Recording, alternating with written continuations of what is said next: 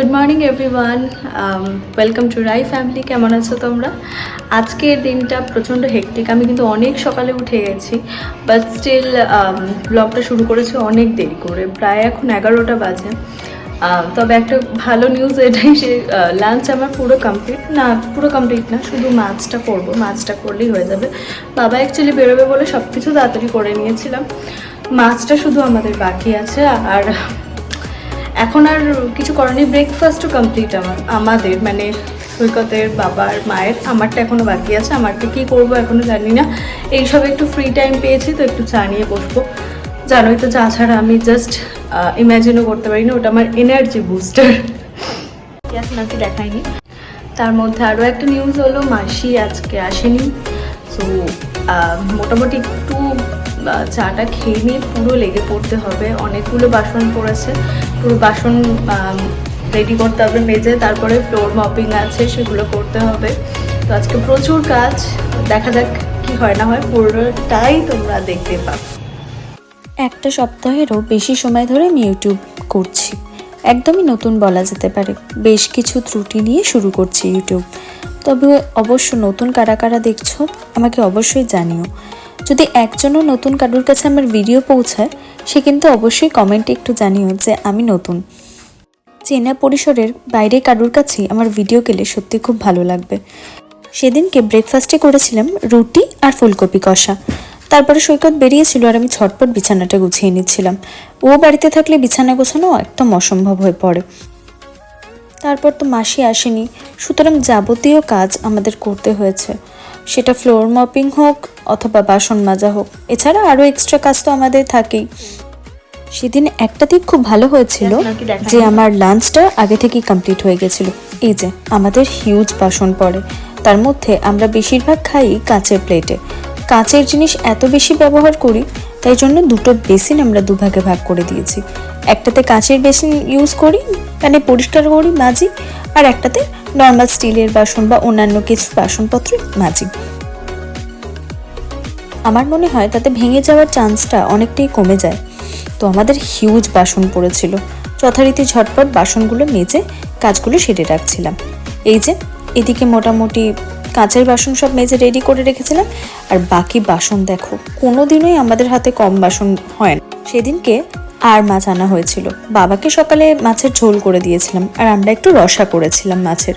তো আর মাছটা প্রথমে ভালো করে ভেজে রাখবে, ভাজার আগে নুন হলুদ দিয়ে ভালো করে ম্যারিনেট করে রাখবে। আর প্রচণ্ড ছিটকায় তো পারলে একটু তেল মাখিয়ে নিও মাছের গায়ে, তাহলে ছিটকাবে কম।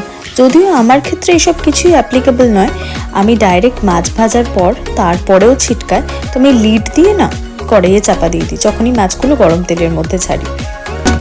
রেসিপিটা ঝট করে একটু বলে দিই, তোমরা অনেকেই রেসিপি জানতে চাও। তো মাছগুলো প্রথমে একটু কড়া করে ভেজে নেবে, তারপরে অল্প পেঁয়াজ কুচি দিয়ে কিছুটা পেঁয়াজ বাটা দিয়ে ইউজ করতে পারো। যদিও আমি এবারে পেঁয়াজটা না পুরোটাই গ্রেট করে দিয়েছি, মানে ওই ছেঁচে টাইপ দিয়েছি। তারপরে রসুন আর লঙ্কা বাটা, আদা বাটা, জিরে বাটা, তোমরা চাইলে জিরে গুঁড়োও ইউজ করতে পারো। ভালো করে মশলাটা কষিয়ে নেবে, তার মধ্যে নুন, হলুদ আর লঙ্কা গুঁড়ো দিয়ে দেবে। আর তারপর না টমেটো পেস্ট দিয়ে ভালো করে কষাবে যতক্ষণ না তেল ছেড়ে যায়। তেল ছেড়ে যাওয়ার পরও যে মশলা কষা হয়ে যায় অনেক সময়, সেটা কিন্তু একদমই নয়, কারণ তারপরেও মশলার কিন্তু একটা কাঁচা গন্ধ থেকে যায়। তো সেটাকে না বার কয়েক জল দিয়ে দিয়ে কষে নিও ভালো করে। তারপর একদম যখন গ্রেভিটা শুকিয়ে শুকিয়ে যাবে, আচ্ছা টমেটো পিউরির কথা বোধহয় আমি বললাম, টমেটো পিউরিও দেবে, সব দিয়ে ভালো করে কষে নেবে।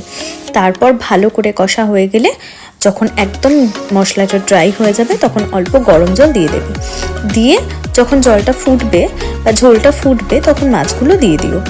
তারপর মাছগুলো তোমরা যেরকম কনসিস্টেন্সি রাখতে চাও ঝোলের, বেশি ঝোল রাখতে চাও কি একদম যদি মাখা মাখা রাখতে চাও, সেরকমভাবে অনুযায়ী ঢাকা দিয়ে দিল।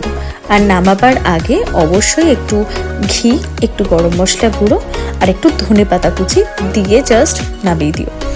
এত ভালো টেস্ট হয়। আমি তো একটুখানি গরম গরমই করেছিলাম, মানে সরি মাখা মাখাই করেছিলাম, একদম ড্রাই হয়ে গিয়েছিল। আদারওয়াইজ একটু একটু গ্রেভি গ্রেভি করি, তাতে বেশ টেস্টটাও অন্যরকম হয়। তো দুরকমভাবেই ট্রাই করি।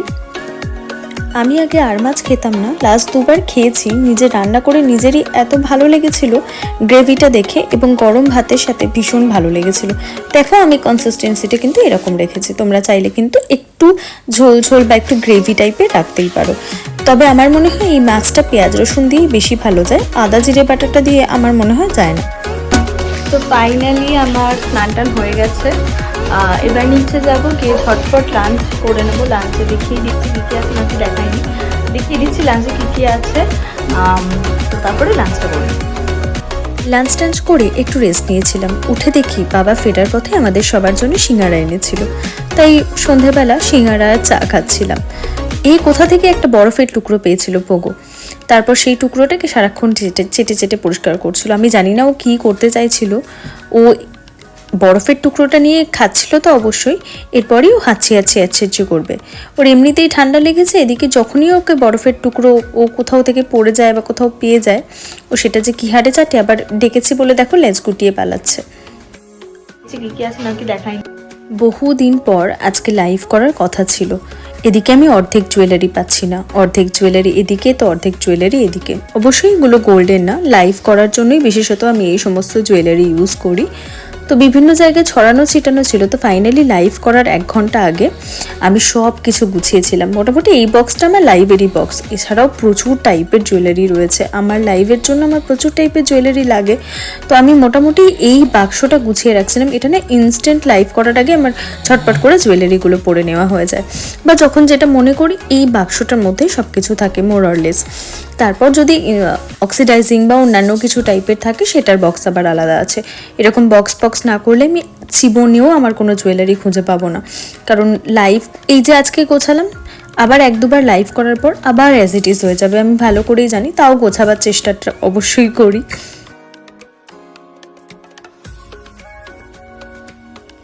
ফাইনালি দেখো আমার বক্স গোছানো অলমোস্ট কমপ্লিট। কী কী আছে নাকি দেখাইনি। এই যে পুরো একদম রেডি।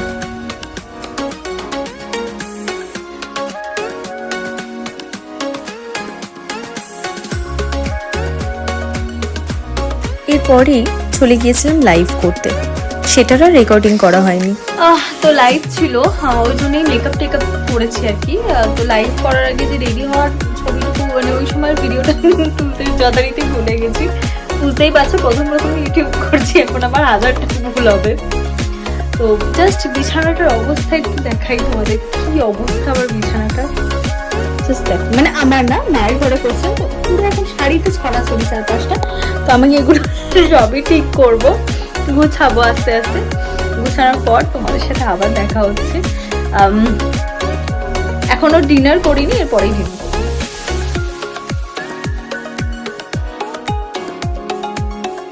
যেদিন লাইভে থাকে ডিনারে খুব বেশি কিছু রান্না করতে পারি না, তাও সেদিনকে রুটি আর বেগুন ভাজা এই আমাদের ডিনারে ছিল।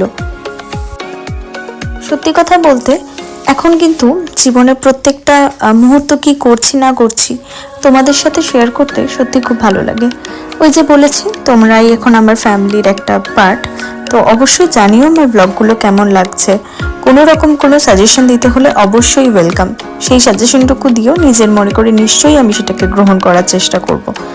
আর অবশ্যই আমার চ্যানেলটাকে লাইক, শেয়ার আর একটু সাবস্ক্রাইব করে দিও।